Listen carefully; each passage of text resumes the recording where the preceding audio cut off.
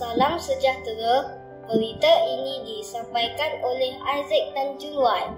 Majalah Melo diterbitkan sejak tahun 2023 sebagai satu inisiatif baharu bagi memperkukuh penguasaan bahasa Melayu dalam kalangan pelajar sekolah vernacular, khususnya pelajar Cina dan Tamil.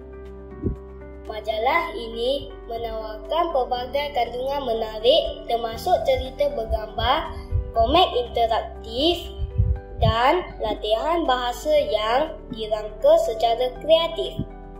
Pendekatan ini membolehkan pelajar memahami bahasa Melayu dalam konteks yang lebih menyeronokkan dan mudah dihayati.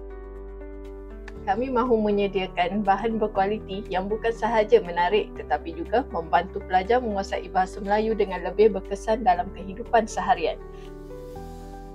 Sejak dilancarkan, Melo telah menerima pelbagai pujian dan pengiktirafan atas fungsinya sebagai medium dalam memperkasakan pendidikan bahasa.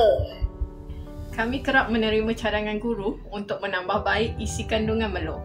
Pelbagai langkah telah diambil agar majalah ini mencapai tahap bahasa dan minat pembaca.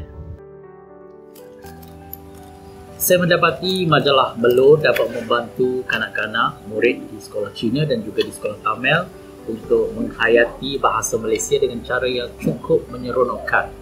Mereka akan dapat mempelajari perkara-perkara baharu dan juga meningkatkan penguasaan bahasa Malaysia melalui cara yang sangat menghiburkan.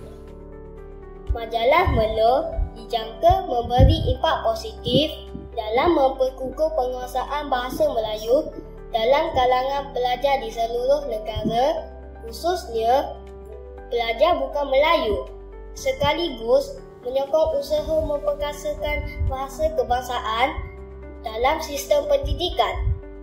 Sekian sahaja berita masyarakat Tionghoa pada hari ini.